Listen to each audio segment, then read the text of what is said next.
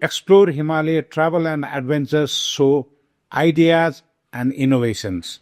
Explore Himalaya is a popular adventure travel company of Nepal, and we have our partner EverTrek in Wales, United Kingdom.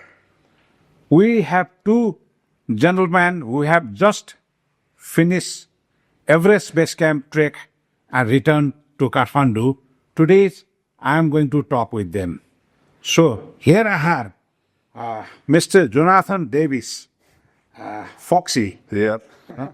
So, Jonathan is former Welsh professional rugby union player, played centre for the Scarlets and Welsh nationals. 209 games in Scarlets jersey. He has also played 96 tests for Wales, featuring in 2 Grand Slam winning sides of further 2 championship wins and 2 Rugby World Cups in New Zealand and Japan.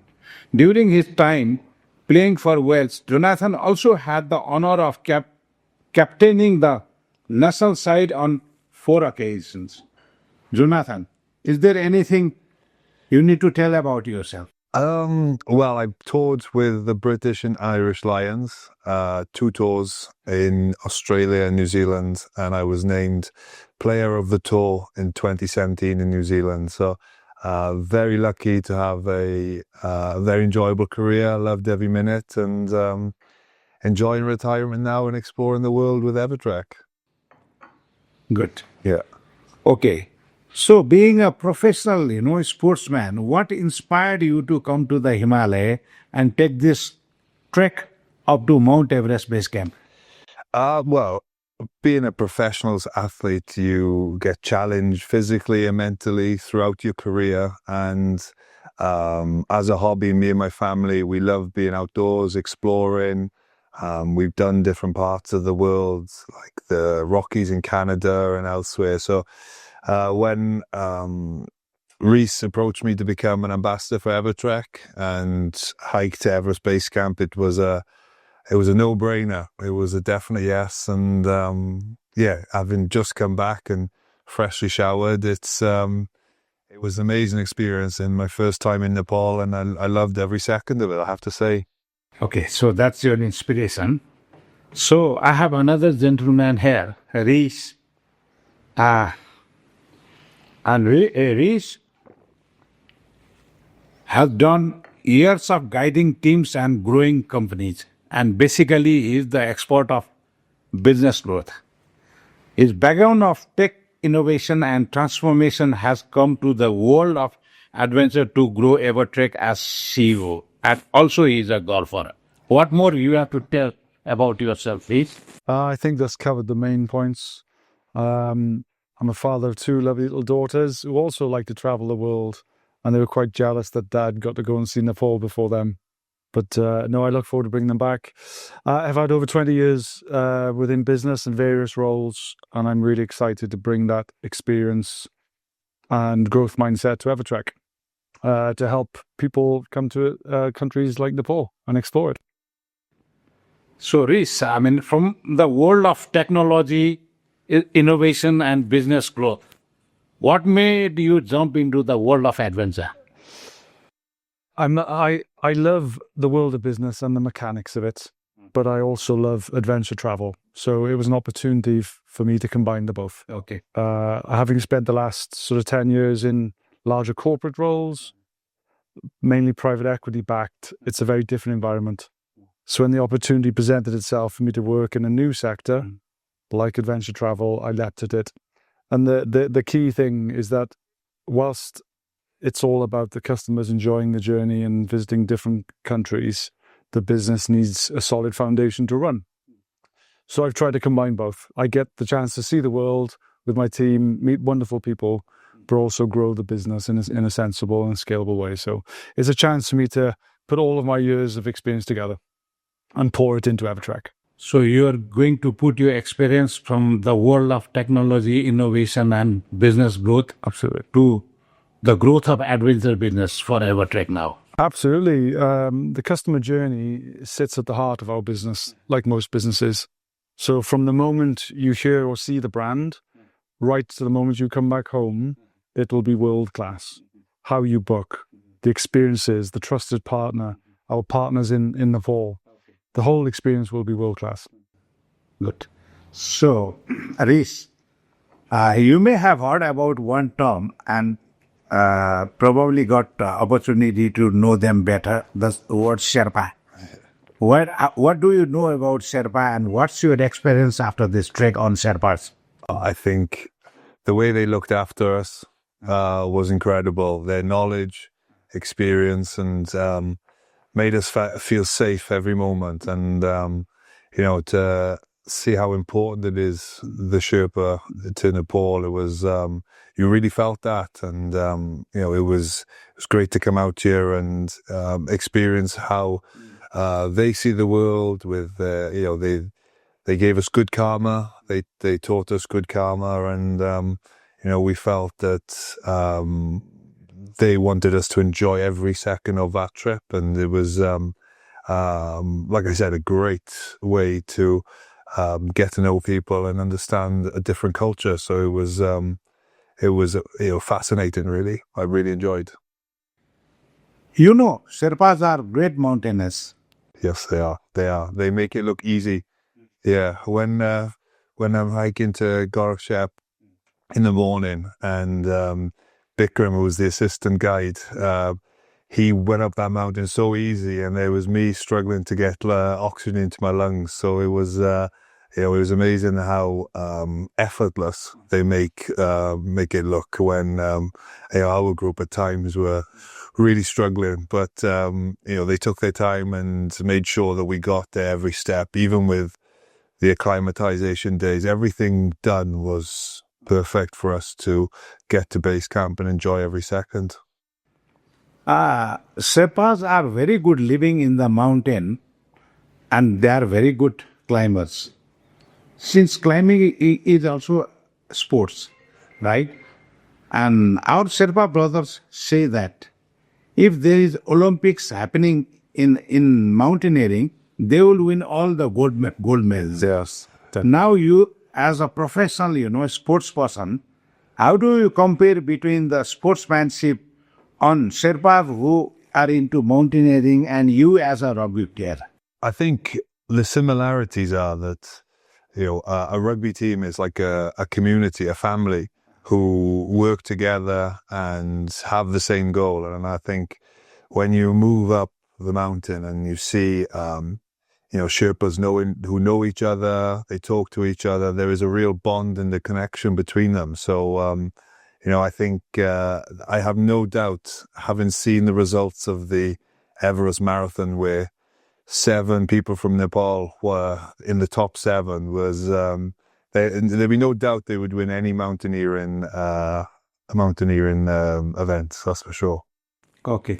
So, Rhys, you are a great business person and you know how to put ideas, innovations, and the scopes of business together. So, after your trek to Everest Base Camp, since you have experienced how business is running in the Himalaya, how do you see this scope of your experience to contribute in your future walks with EverTrek? Yeah, great question. I think having now stepped back down from base camp, it's given me a lot of energy and good karma, but more importantly, an understanding of the region and its people. So that'll be a central part of our strategy for us to grow the business. Now we have direct experience, or I have direct experience of the country itself. It's very hard to develop world-class products unless you've actually felt it. So I'm going back to the UK or jumping on the plane with hundreds of thoughts going through my brain of how we can add more value to the customers so that they get to experience wondrous things like Base Camp, Gokyo Valley, stunning things, whilst also being comfortable. And just linking back to Sherpas, what struck me was the lack of arrogance, the humility.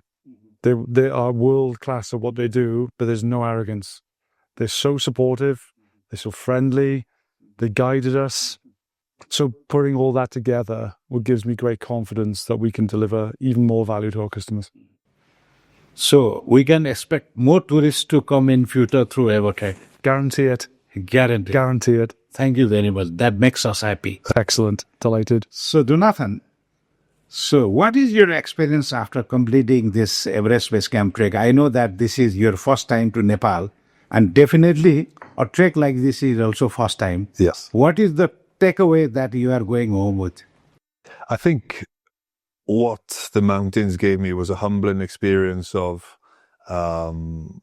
being out in the open air, feeling very, how do I say it, free, but also connected as well. It give me time to really process things and take in everything. It was a real great way for me to just assess where I'm at personally and enjoy the whole experience. And I think I come back with very fond memories of being with great people, and who we came together as a group and a team.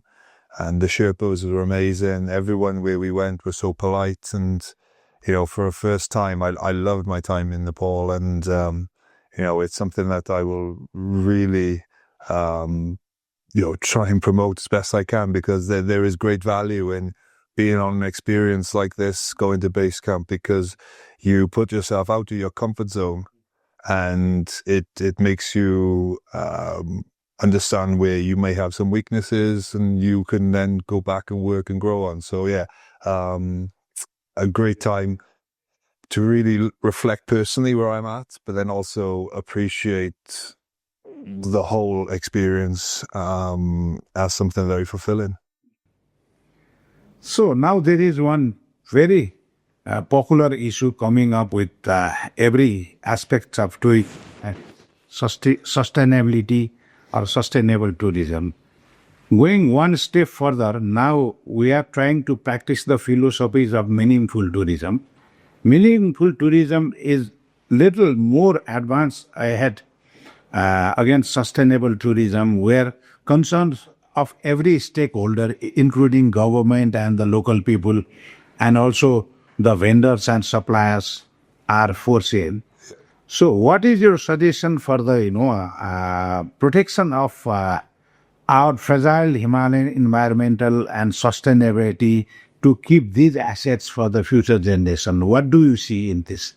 I think our acclimatization day in Namche, we went to the Sustainability Center there, and they gave a great presentation on the work they're doing to try and keep the Himalayas clean, and the initiative they have with, if everyone who visited Everest Base Camp took a 1 kilo bag of rubbish, it would help keep on top of all the waste, which I think it's nothing. 1 kilogram, to carry out from Namche out of the national park. It's something that, it's almost should be your duty to preserve the natural beauty that is that under the national park. So I think it's a great cause, and I think really that the more people come into the Himalayas is aware of that, the better, and longer that the beauty remains. So it's a campaign to encourage every trekker to take 1 kilo back home. Yeah. Back or to a place of management. Yes, drop it off on your way out, and I think it's fabulous that it's, like I said, it's nothing. You've walked over 80 miles, and to carry 1 kilo is nothing. So I think it's a great initiative, and hopefully people support it 100%. Actually, by the time of return, I think you would have already lose more than 1 kilo. I can say that for sure. I weighed myself just now, and I've lost about 3 or 4 kilos. So it's nothing. I think it's easy enough, really. So Rhys, now you are the operator, and you have seen the operation system in the Nepal Himalaya also. Definitely sustainability is a very, very important factor in conducting our business. So how do you see the concerns of sustainability and sustainability need to be addressed from the perspective of both you as a Western operator and us as the local operator? Yeah, sustainability is such a global agenda item now. Waste and garbage is an easy one. I think it's incumbent upon everyone to put it in a bin and then take it to the right infrastructure. Water, which would form part of a sustainability. I think there's no reason why more filters can't be provided so that clean water can be absorbed. And the direct consequence of that is that you have less plastic bottles. I think that would be interesting. And also, there's a lot of animals in the Himalayas transporting things, which is great. But also, some of these things could be done by people, right, to have a positive impact on the local economy. So sustainability is such a broad topic. You could spend days talking about it. But I think I'd like to see something on the water front, consumption, and the removal of plastic bottles. I think that would have a significant impact. Jonathan, you came to Nepal as a former rugby player of Wales. Now you are returning home as a friend of Nepal or the friend of Himalaya. Do you agree with that? Definitely. I think I feel I've had a real connection to the country, and it's given me a great perspective and a feeling that when I go away now that I'll always have fond memories of this country, and it's given me an opportunity to go home and energize myself for whatever comes next, the next challenge I have. Okay. So do you have any other suggestions for the Nepalese people and our government or authorities over here for making tourism better?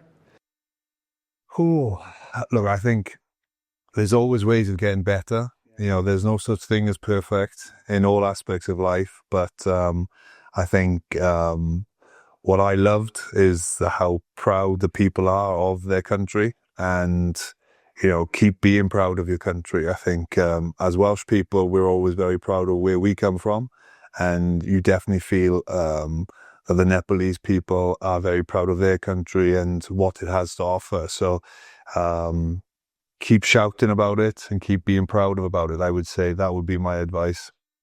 Thank you. So Rhys, as a Western operator, what suggestions you have on our overall system? Yeah, I think there's a lot of market research being conducted on the expectations of travelers. So people want to balance the sense of adventure with a little bit of comfort, or dare I say it, luxury.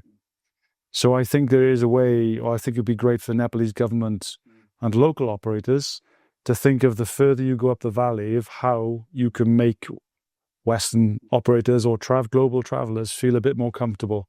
Because as we know, as you move towards base camp and Everest, utilities aren't always there.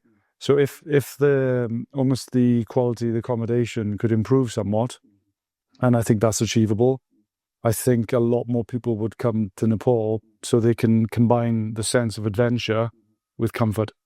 And I think that is an absolutely huge point that can be delivered.